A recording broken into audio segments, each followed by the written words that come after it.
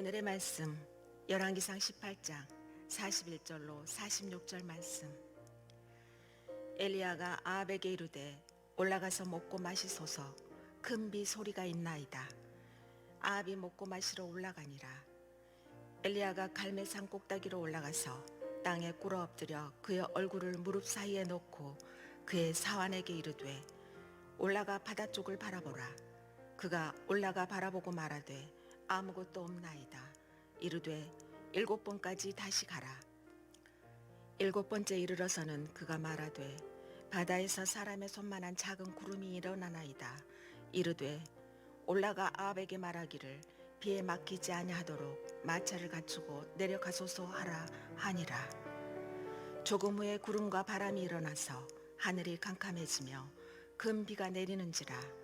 아합이 마차를 타고 이스라엘로 가니 여호와의 능력이 엘리야에게 임하매 그가 허리를 동이고 이스라엘로 들어가는 곳까지 아합 앞에서 달려갔더라.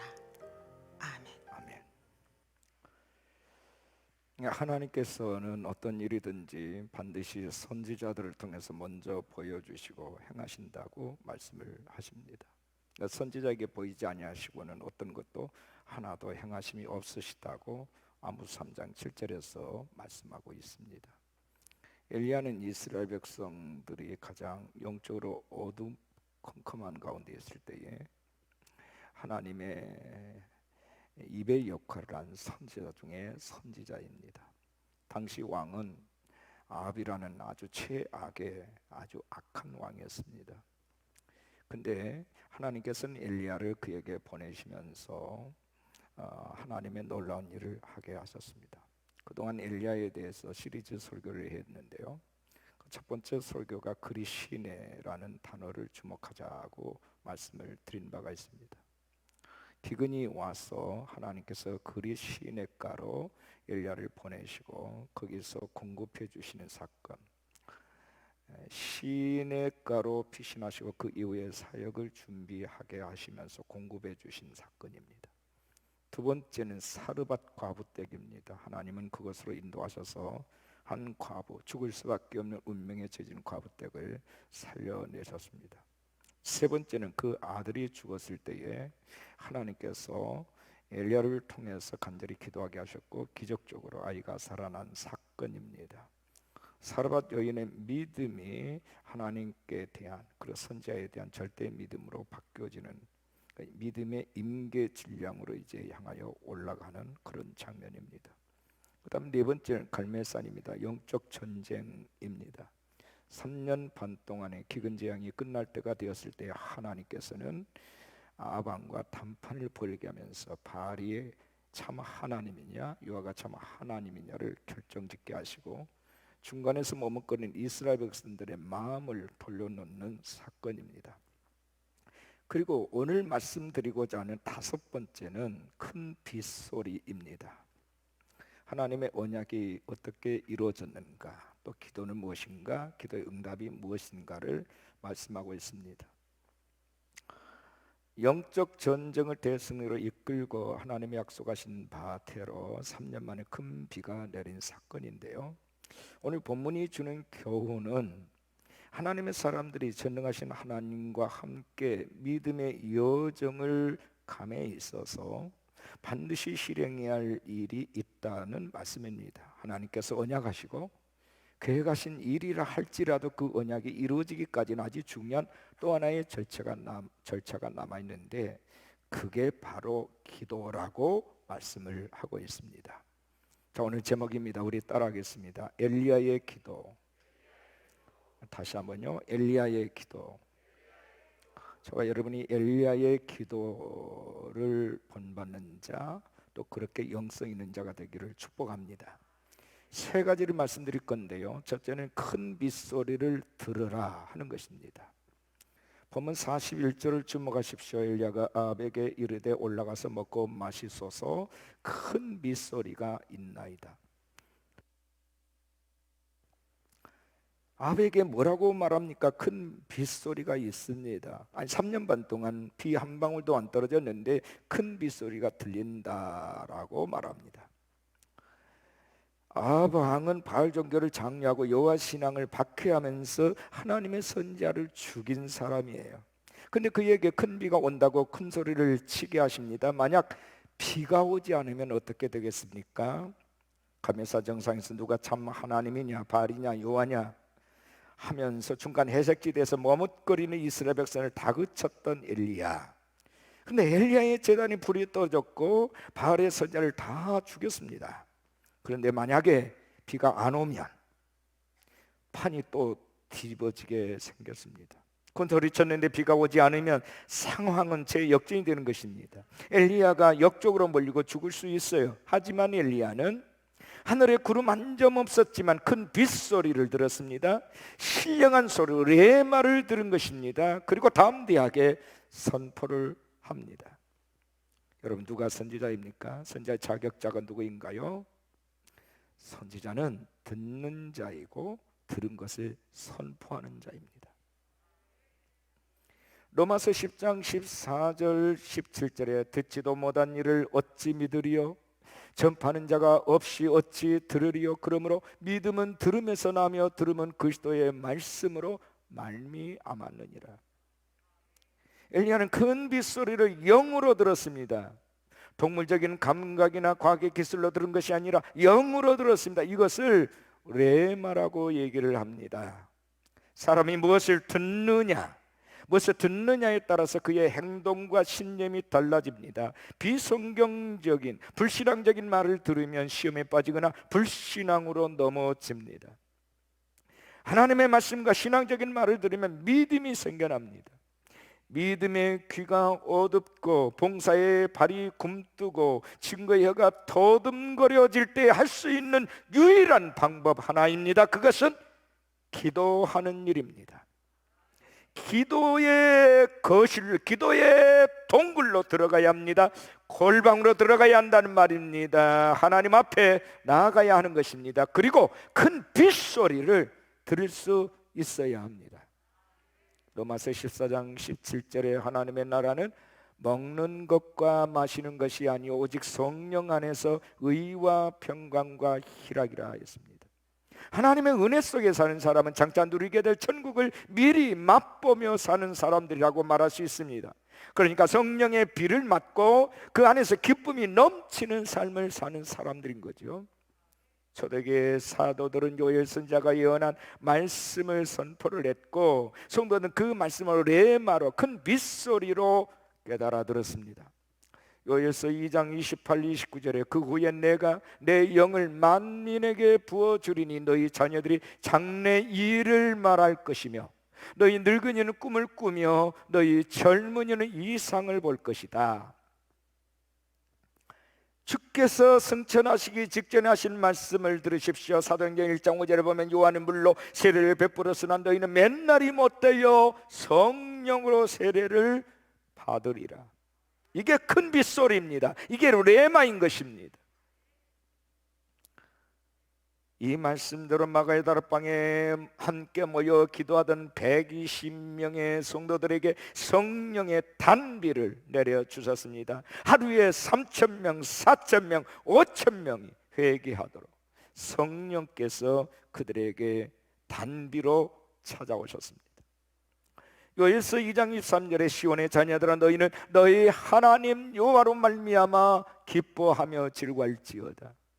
그가 너희를 위하여 비를 내리시되 이른 비를 너희에게 적당하게 주시리니 이른 비와 늦은 비가 예전과 같을 것이니라. 이른 비는 뭡니까? 파종할 때 내리는 비를 이른 비라고 말합니다. 늦은 비는 추수할 때 내리는 비입니다. 이 비를 적당하게 내려주신다.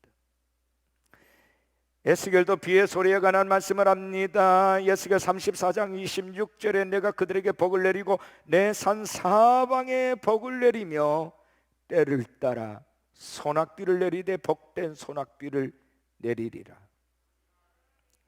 하나님의 선자는 한결같이 하나님이 내리시는 복된 소낙비와 같은 은혜의 단비에 대해서 말씀을 합니다. 여러분, 이 약속의 말씀을 들으시기 바랍니다. 내게 주신 약속으로 믿는 것이 큰 빗소리를 듣는 것입니다. 이 소리가 들리기 전까지는 아무것도 하지 마십시오. 이 큰 빗소리를 듣고 하나님의 언약의 말씀, 영적으로 들리는 레마가 있을 때 행동하십시오. 아무리 바빠도, 아무리 중요하다고 생각을 해도 이 큰 빗소리가 들리기 전까지는 멈추십시오.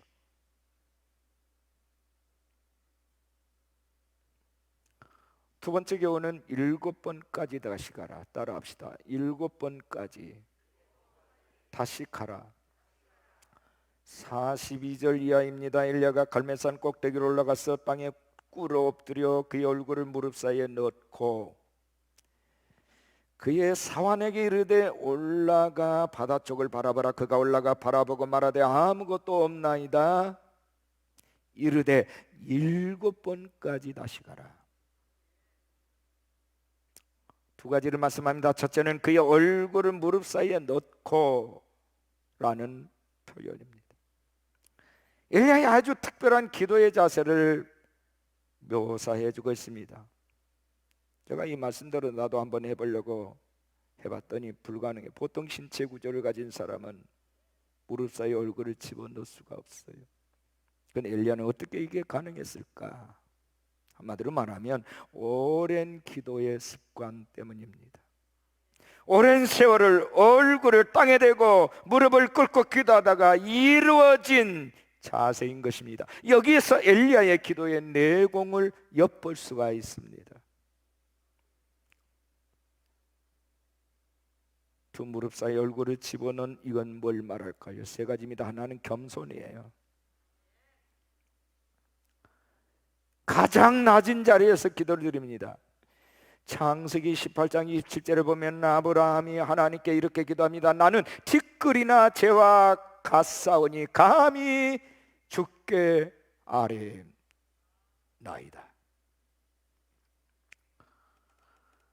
아브라함의 겸손한 기도의 자세입니다. 흔히들 기도하는 사람의 무릎을 낙타 무릎이라 이렇게 표현을 합니다. 하도 무릎을 꿇고 부배되다 보니까 낙타 무릎처럼 굳은 살이 박혀 있다는 뜻이죠. 낙타는 하루를 시작하고 마칠 때마다 주인 앞에 무릎을 꿇습니다. 새날이 시작이 되면 주인 앞에 무릎을 꿇고 주인이 얹어주는 짐을 짊어집니다. 하루에 이 일을 마칠 시간이 되면 또 주인 앞에 무릎을 꿇고 등에 있는 짐이 내려지기를 기다립니다. 이게 낙타의 생활입니다. 낙타 무릎의 역사는 엘리야로부터 시작하여 예수님까지, 예수님부터 시작하여 예수님의 젖동생 야고보까지, 야고보로부터 시작해서 초대교부 오리겐까지, 오리겐으로부터 시작해서 한국의 초대교회 성도들까지 계속 이어져 왔습니다. 오늘 우리 교회도 기도의 상속자, 기도의 대물림자들이 필요합니다. 우리 어른들 세대는 기도를 했는데 요즘 다음 세대들은 오랫동안 무릎을 꿇는 기도가 약해요.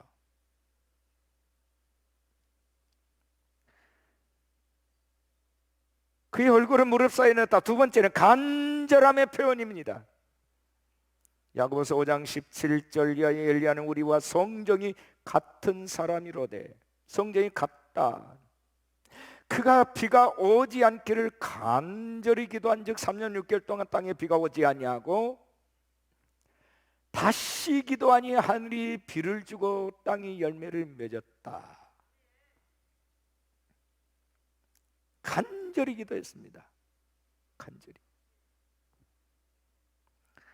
마태복음 15장에 보면 가나안의 한 여자가 예수님께 나와서 내 딸이 귀신 들렸습니다.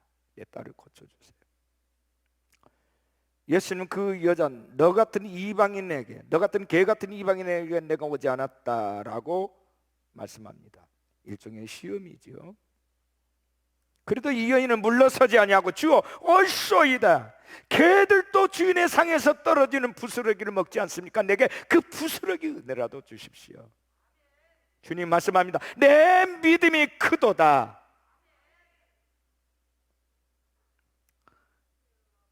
귀신 들린 딸을 고치셨습니다. 예수님은 공생을 시작하시면서 40일 금식 기도하셨습니다. 그런가 하면 매일 새벽 미명의 산에 올라가서 새벽 기도를 드리셨습니다. 십자가를 앞두고 철야 기도를 하셨고요. 겟세마네 동산에서 이렇게 말합니다. 힘쓰고 애써도 간절히 기도하실 때에 모세의 혈관이 터져서 땀샘에서 피가 섞여 나왔습니다. 누가복음 22장 44절 이렇게 기록합니다. 예수께서 힘쓰고 애써도 간절히 기도하시니 땀이 땅에 떨어지는 핏방울같이 되더라. 모세의 혈관이 툭툭 터졌습니다. 히브리서 저자는 이렇게 표현합니다. 히브리 5장 7절에 그는 육체에 계실 때에 자기를 죽음의 선등에 구원하실 이에게 심한 통곡과 눈물로 간구와 소원을 올렸고 그의 경건하심으로 말미암아 들으심을 얻었느니라. 이게 우리 주님의 간절한 기도예요. 심한 통곡과 눈물로.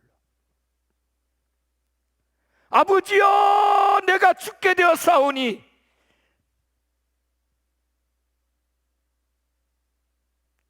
주님은 통곡하시면서 하나님 앞에 애절하게 기도합니다. 내게 힘을 더하여 주십시오.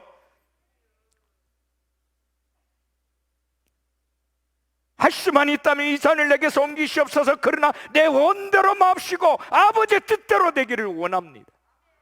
당신 자신을 복종시키면서 우리 주님은 하나님의 존전에서 간절하게 기도하셨습니다. 그렇게까지 할 필요가 없었을 텐데도 주님은 인간으로 오셨기 때문에 인간인 오늘 우리들이 어떤 자세로 기도해야 하는가를 몸소 실천해 보여주신 것입니다.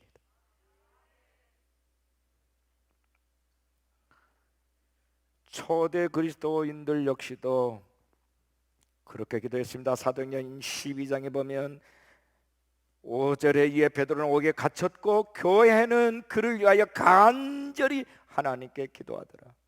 기적이 일어났습니다. 옥문이 열렸습니다. 창고가 불려졌습니다. 여러분, 이 간절함에 대한 다른 표현은 절박함이에요. 절박함. 여러분이 드리는 기도에 절박함이 있으신가요? 절박함이 뭐지요? 아버지, 다른 길은 없습니다. 이게 제가 할 수 있는 마지막에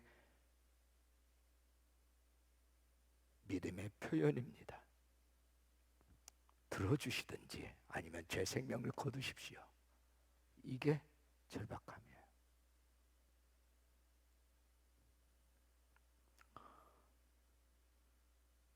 얼굴을 두 무릎 사이에 넣었다. 세 번째는요, 기도의 깊이에 관한 얘기예요. 기도의 깊이.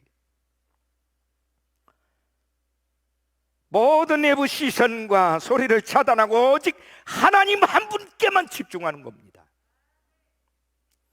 예수님 마태복음 6장에 너는 기도할 때에 내 골방에 들어가 문을 닫고 은밀한 중에 계신 내 아버지께 기도하라. 은밀한 중에 보시는 내 아버지께서 갚으시리라.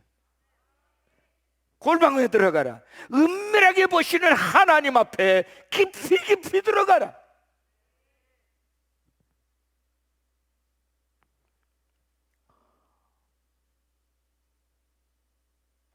미국에 가면 콜도라도 스프링스라고 한 도시가 있는데 몇 해 전까지만 해도 목회자들의 무덤이라고 일컫는 그런 아주 험악한 지역이었습니다.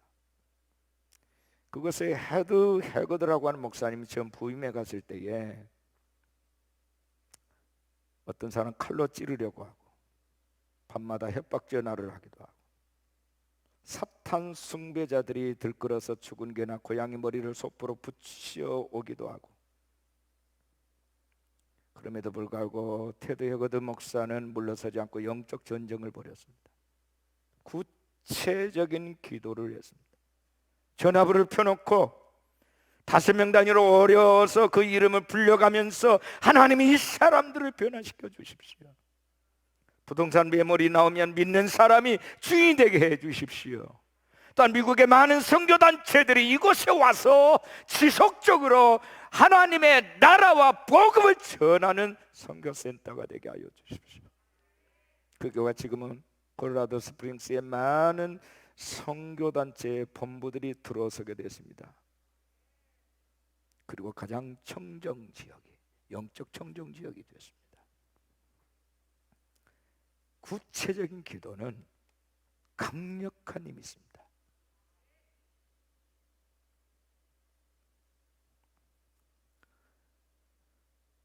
두 번째, 엘리야가 사원에게 한 말입니다. 7번까지 다시 가라. 굉장히 중요한 대목입니다. 7번까지. 7은 완전수예요. 그러니까 하나, 둘, 셋, 넷, 다섯에서 7이 아니라 그 이상을 말하는 거죠. 응답될 때까지 계속해서 지속적으로, 그런 뜻입니다.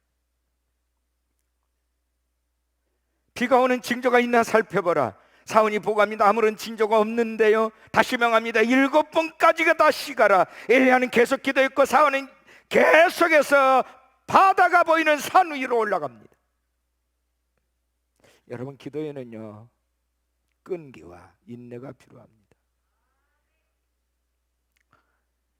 그리스도인이라면 기도가 얼마나 중요한지 모르는 사람이 어디 있습니까? 하지만 그렇게 중요한 기도를 지속적으로 실천에 옮기는 사람은 많지 않습니다. 기도가 힘들기 때문에, 기도는 노동 중에 노동이기 때문입니다. 바쁜 일상 속에서 시간을 쪼개서 기도의 골방으로 찾는 것 힘들고, 기도의 우선권을 두고 다른 일정을 조정하기가 힘듭니다. 기도의 자리에 나왔다고 해도 기도에 몰입하기가 힘들고, 길고 긴 시간 기도의 자리를 지키기가 힘듭니다. 무엇보다도 힘든 것은 그 기도를 지속적으로 해야 된다는 것입니다. 의미 없이 중언부언하는 기도는 종교적인 주술에 불과합니다. 기도 흉내만 내며 응답받기를 기대하지 마십시오. 청산주수같이 논리적이라 해서 응답을 받을 수 있는 것도 아닙니다. 엘리야는 하나님께서 반응하실 때까지 간절하게 계속해서 기도를 했습니다.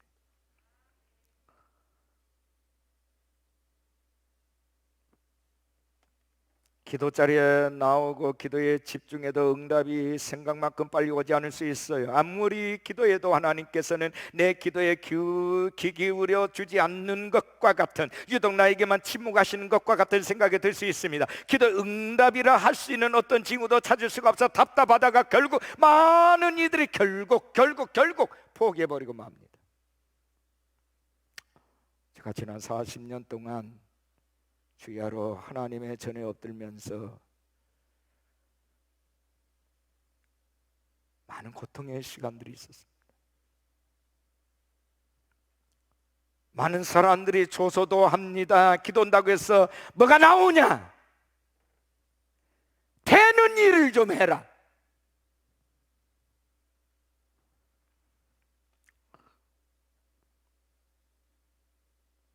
무작정한 기도가 아니었어요. 하나님께서 큰 밑소리를 들려줄 때, 다시 말해서 레마, 언약을 주셨을 때 언약을 붙들고 기도했습니다. 그 기도가 때로는 며칠, 몇 달, 몇 년, 수십 년 계속하게 하셨어요. 그리고 때가 되니까 이루어지게 하시는 것을 체험을 했습니다.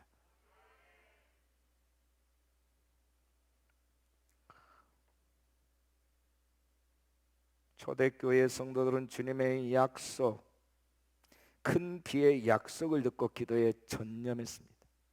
사도행전 1장 14절에 여자들과 예수의 어머니 마리아와 예수의 아우들과 더불어 마음을 같이하여 오롯이 기도에 힘쓰더라. 오직입니다. 미국의 그 유명한 D.L. 무디라는 목사님이 1872년 영국의 아주 조그마한 교회에서 부흥회를 인도했는데 열흘 동안에 무려 400여 명이 구원받는 놀라운 역사가 일어났습니다. 무디 자신도 크게 놀랐습니다. 근데 그 작은 교회가 부흥한 이유를 나중에서야 알게 되었다는 것입니다. 그 교회는 선천적 장애를 가진, 그래서 늘 침대에 누워 사는 마리안 아들 라르드라고 하는 여인이 있었는데, 이 여인이 매일 이렇게 하나님 앞에 기도했답니다. 하나님, 나는 예배에 나갈 수 없지만 우리 교회에 부흥을 보내주옵소서, 우리 교회에 부흥을 보내주옵소서, 매일 그렇게 기도했다는 겁니다. 이 여인의 기도로 교회가 크게 부흥했다는 사실을 알게 된 거죠. 역대하 16장 9절 말씀에 여호와의 눈은 온 땅을 두루 감찰하사 전심으로 자기에게 향하는 자들을 위하여 능력을 베푸신다 했습니다. 전심으로 자기에게 향하는 자들을 위하여 능력을 베푸신다. 가난해도 괜찮아요. 무식해도 상관없습니다. 전심으로 하나님을 향하여 구하는 자에게 능력을 베푸신다.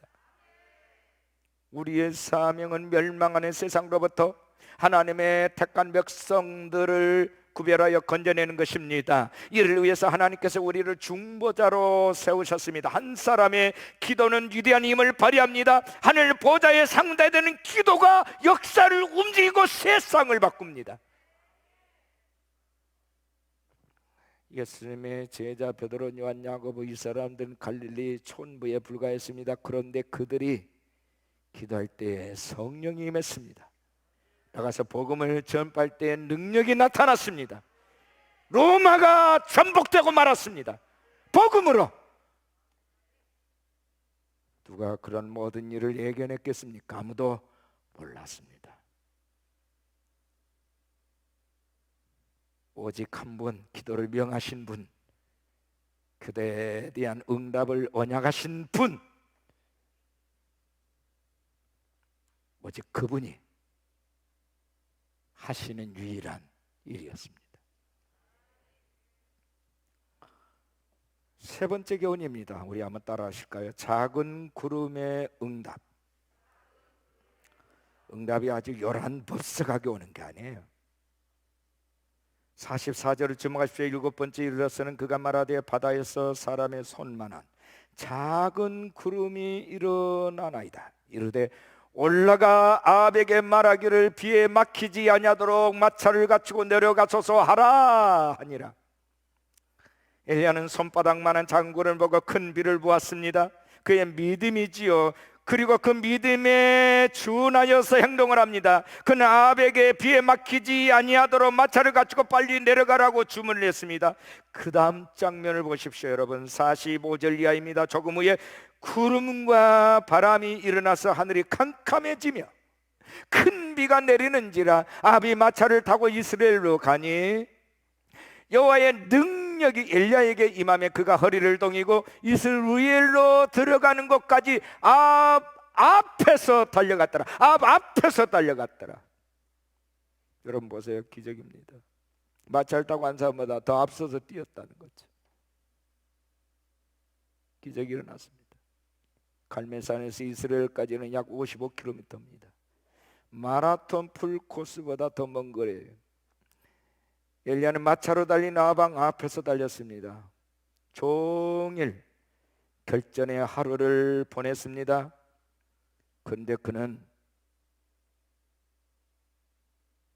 에너지가 넘치고 넘쳐서 마차보다 더 빨리 앞서서 달려갑니다. 이건 도저히 하나님의 능력 외에는 설명할 길이 없습니다.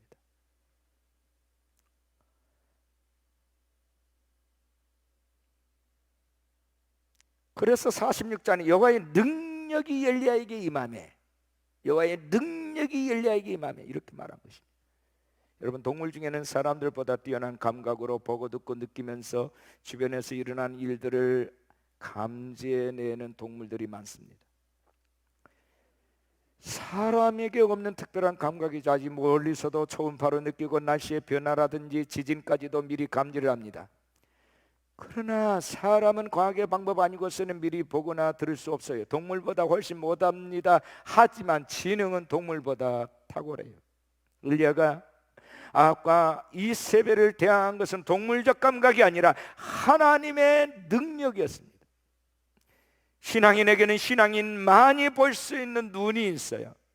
파괴 속에서 건설을 보고요, 어둠 속에서 빛을, 부정 속에서 긍정을, 작은 것 속에서 큰 것을, 손많은 구름 속에서 천지를 뒤엎는 큰 비를 보는 것이 신앙인의 눈이 올시다.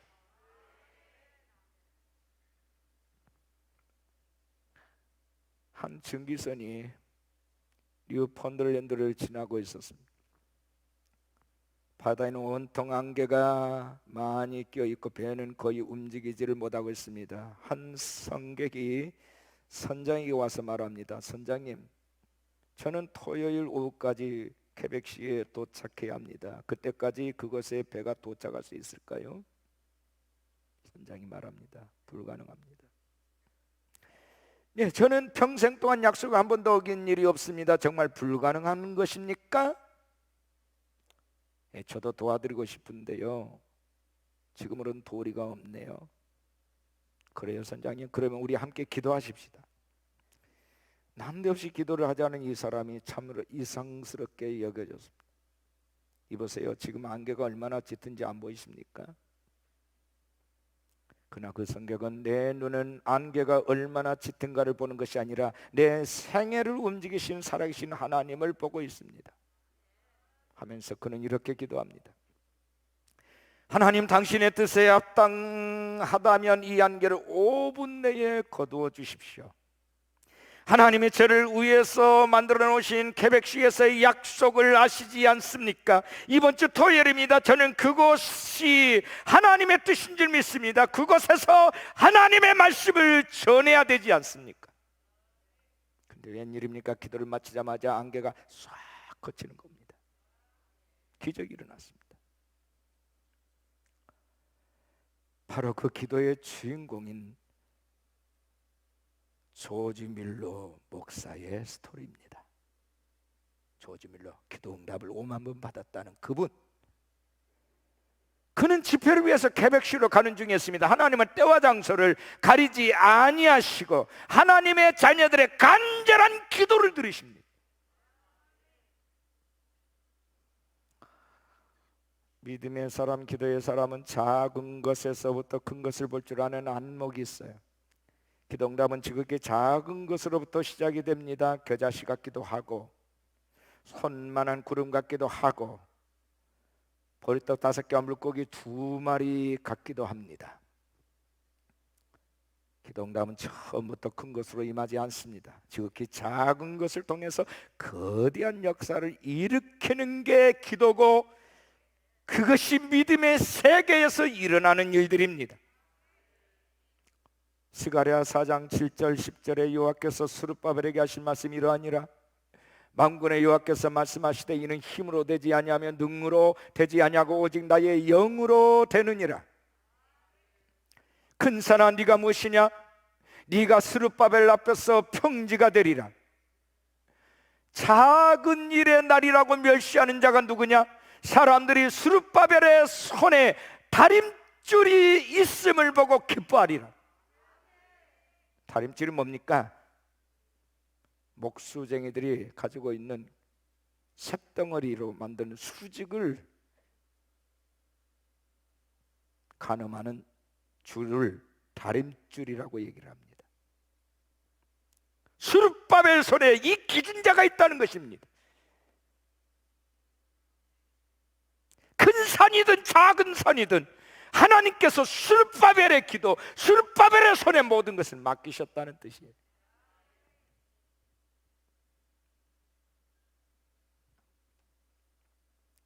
스룹바벨이 성전 짓는 일이 이방인들 눈에는 작은 일일지 모르지만 유대인에게는 70년의 세월의 기도로 응답된 일이었습니다. 하나님은 엘리야에게 내가 비를 지면에 내리리라고 약속을 하셨습니다. 하나님이 약속하셨다면 구태여 기도하지 않아도 당연히 이루어질 것 아닌가라고 생각할 수 있어요. 그러나 하나님의 약속은 언제든지 기도의 사람들을 통해서 이루어졌습니다. 약속을 붙들고 기도하는 사람. 성공적인 기도 원리 3가지를 알고 계시나요? 요한복음 15장 7절에 보면 너희가 내 안에 거하고 내 말이 너희 안에 거하면 무엇이든지 원한 대로 구하라 그리하면 이루리라. 또 마가복음 10장 24절에 내가 너에게 말하노니 무엇이든지 기도하고 구하는 것은 받은 줄로 믿으라 그리하면 너에게 그대로 되리라. 여기에서 세 가지 원리가 나옵니다. 첫째는 주의 말씀 레마의 귀를 기울여야 된다는 거고요. 두 번째는 무엇이든지 기도로 허락받아야 된다는 것입니다. 세상에 내 마음대로 쓸 것은 아무것도 없다. 하나님이 허락하셔야 된다. 세 번째는 기도했으면 받은 줄로 믿으라. 언약의 말씀 레마를 붙들고 기도하라. 또 기도로 허락을 받으라. 믿음으로 기도했으면 받은 줄로 알라.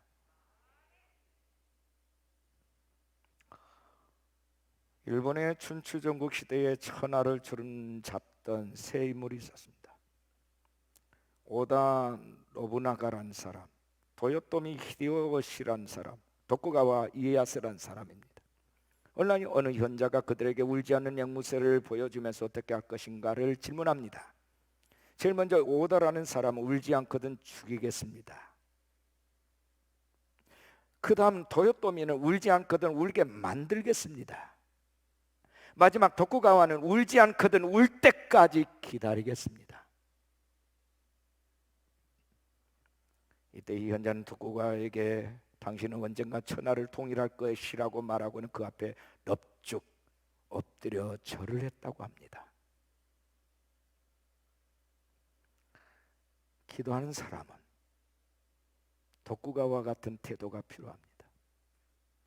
당장 어떤 응답의 결과를 바라지 마십시오. 믿음으로 했으면 잠잠히 하나님의 역사를 인내하면서 기다려야 합니다.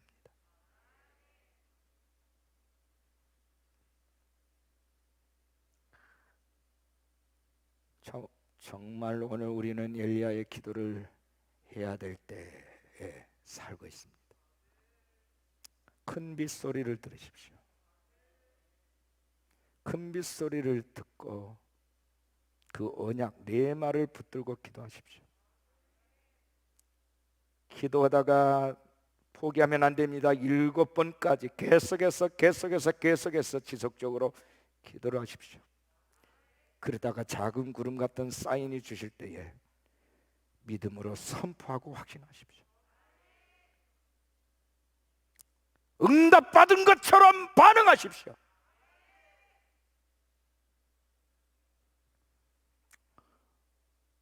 죄송하고 여러분에게 전 말할 계제가 아닙니다만 저는 큰 재능이 없는 사람이에요.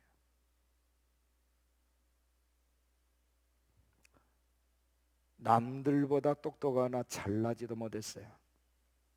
근데 제 목회에 있어서 정말 놓치지 않는 큰 병기가 있습니다. 그거는 기도입니다. 우리 어머니께로부터 상속받은 기도. 우리 어머님은 일자무식이었지만 언제나 주의 제단에서 엎드려 기도하셨습니다. 저는 우리 어머니의 기도 소리를 듣고 회개한 사람이 그리고 목사가 됐어요. 지금도 우리 어머니의 기도를 배우고 있는 사람이에요. 아직 멀었습니다. 아버지, 제가 무능하다는 거 아버지가 더 잘 아시잖아요. 아버지, 이 종이 할 수 있는 것은 아버지를 기다리는 것입니다. 이 종의 기도를 하나님 기억하여 주십시오. 나의 기도가 아니라 아버지가 원하시는 기도를 하겠습니다. 이제까지 이 사람 것도 주의 은혜지만 앞으로도 주의 은혜줄 잡고 가게 하여 주십시오. 비천하고 무지하고 나약한 이 종의 기도를 기억하여 주십시오.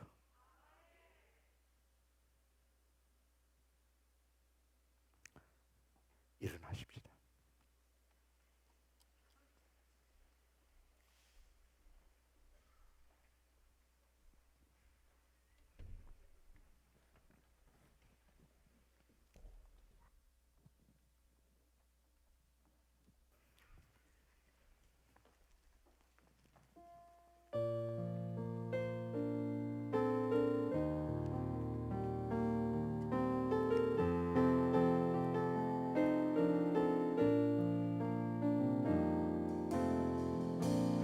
하나님 한 번도 나를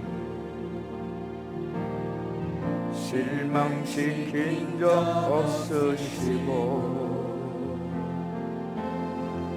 언제나 공평한 은혜로 나를 지키셨네. 다시 한번요. 하나님 한 번도 나를 하나님 한 번도 나를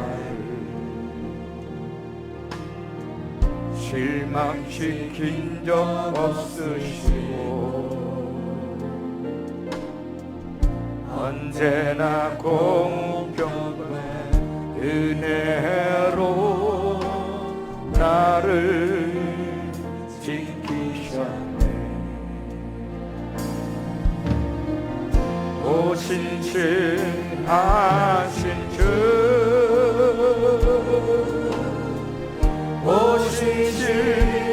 오신실하신 주 내 너를 떠나지도 않으리라 내 너를 버리지도 않으리라 약속하셨던 주님 그 약속을 지키사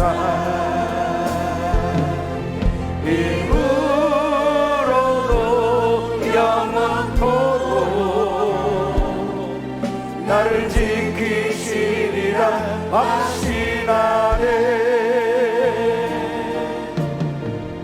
지나온 모든 세월들 돌아보아도 그 어느 것 하나 주의 손길 안 미친 것 전혀 없네.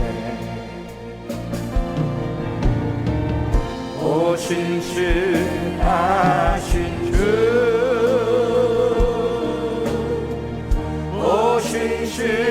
오신실하신 주 내 너를 떠나지도 않으리라 내 너를 버리지도 않으리라 약속하셨던 주님 그 약속을 지키사 일부러도 영원토록 나를 지키시리라 확신하네. 오신실하신 주 오신실하신 주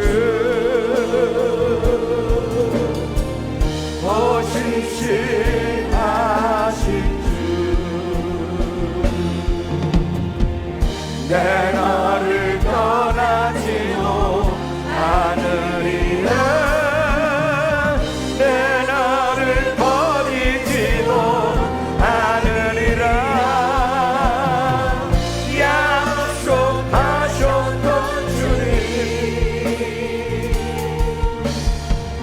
그 약속을 지키사 이후로도 영원토록 나를 지키시리라 확신하네. 저는 지난 제가 사역에 부르심을 받을 때부터 지금까지 40여 년을 살아오면서 많은 사람들을 목도했습니다. 힘없고 연약하기 그지없고 내놓을 것이라고 하는 것은 가난뿐이고 병든 몸뿐인데도 하나님께서 그들의 기도를 들으시고 그들의 상황을 역전시키시는 하나님을 보았고 예부적인 모든 환경과 조건은 나보다 탁월하고 가진 건 많고 배움도 있고 한때 정말 모든 사람들이 부러울 만한 사회적 지위를 얻었음에도 불구하고 어느 순간에 추락하는 인생을 수없이 봤습니다. 여러분, 지금 오늘 일어나고 있는 일에 대해서 이리 hil비하지 마십시오. 중요한 질문은 내가 과연 하나님의 약속 가운데 있는가를 물으십시오. 내가 하나님의 언약의 말씀을 부여잡고 드리는 내 기도가 살아있느냐 죽어있느냐를 물으십시오. 그 기도가 살아있다면 여러분은 실패된 인생이 아닙니다. 그러나 그 기도가 끊어지고 있다면 여러분들은 지금 위기 가운데 있는 것입니다. 세상 것이 잘 돌아가도 그 기도가 멈춰진 사람은 지금 위기 가운데 있는 거예요. 우리의 힘이 아니라 그분의 힘으로 살기 때문입니다. 잘 되는 것 같아도 마지막에는 안 되는 게 인간사고, 지금 안 된 것 같아도 하나님께서 흥왕하게 하시는 것이 또한 우리 인생사입니다. 이 시간 우리 겸손하게 가슴에 손을 꼭 기도하겠습니다. 아버지, 내가 그동안 기도해야 된 줄 알면서도 기도의 자리를 피했던 것 용서해 주십시오. 이제는 내가 정말 기도 무릎을 꿇고 살겠습니다. 은밀한 중에 보고 계신 요 앞에 무릎을 꿇겠습니다. 내 남편을 위해서, 내 자식을 위해서 기도하겠습니다. 이 나라 이 민족을 위해서 기도하겠습니다. 정말 우리 이 시대의 지금 환란을 위해서, 환란 때문에 주여 이 재앙을 멈추기를 위하여, 정말 이 일을 통해서 아버지 하시고자 한 일을 깨닫기를 위하여 엎드리겠습니다. 주여 우리의 간구를 들으시고 우리의 기도를 도와주십시오. 간절히 기도하겠습니다. 주여, 주여, 주님, 주님.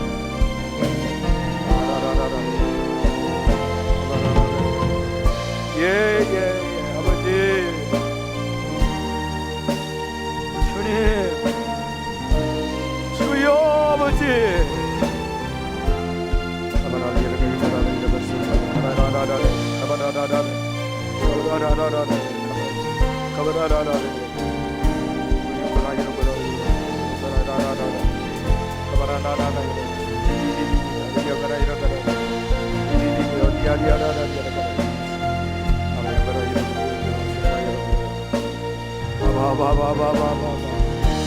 주여 이 백성을 물려주고 이 나라의 주인은 주님이시고 이 백성의 유일한 동자는 주님 아버지시고, 주님이여 대한민국의 시대를 멈추게 하신 분, 돌아가게 하신 분도 주님 아버지시고 역사의 주인도 주님이시고, 엘리야의 기도를 주여 오늘 우리가 드리기를 원합니다. 엘리야의 기도 영성을 우리에게 허락하여 주십시오. 우리의 기도가 멈추지 않게 하여 주시옵소서. 더 간절히 절박한 마음으로 주님이여 하나님의 사인이 작은 구름이 나타날 때까지 기도를 멈추지 않겠습니다. 아버지 하나님, 우리에게 주신 언약들을 신뢰하며 붙들고 기도하겠습니다. 큰 빗소리를 듣게 하여 주시고 작은 구름을 보게 하여 주시옵소서. 우리의 눈을 열어서 주의 귀한 법을 보게 하여 주십시오. 우리의 귀를 열어서 주의 음성을 듣게 하여 주시옵소서. 주여 믿습니다.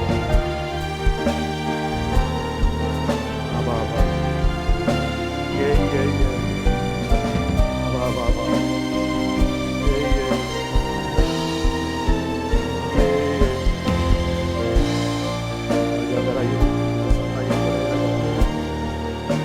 예예예, 아버지.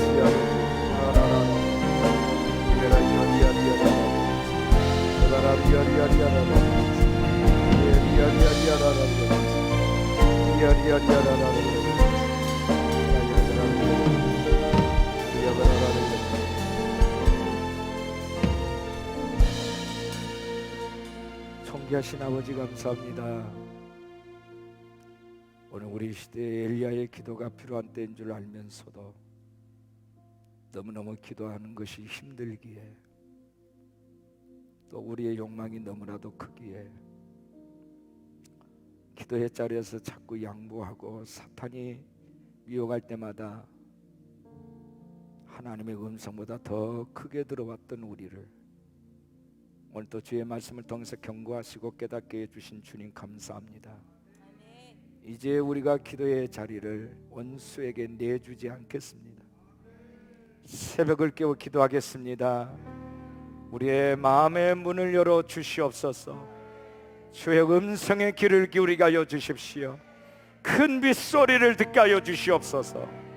지치지 않는 기도의 사람 되게 하여 주시고, 작은 것, 작은 구름 하나 보여줘도 우리가 믿음으로 크게 선포할 뿐만 아니라 믿음으로 행동하는 저희들 되게 하여 주시옵소서. 예수 그리스도 이름으로 명하노니 우리의 마음을 어둡게 하는 원수마귀는 물러갈지어다. 백성들의 마음을 현란케 하는 원수마귀는 물러갈지어다. 믿는 이들의 마음을 의심으로 물들게 하는 원수는 떠날지어다. 우리의 각 가정과 이 나라 민족과 곳곳에서 서식하고 있는 더러운 역사, 귀신의 모든 역사는 떠날지어다. 물러갈지어다. 물러갈지어다.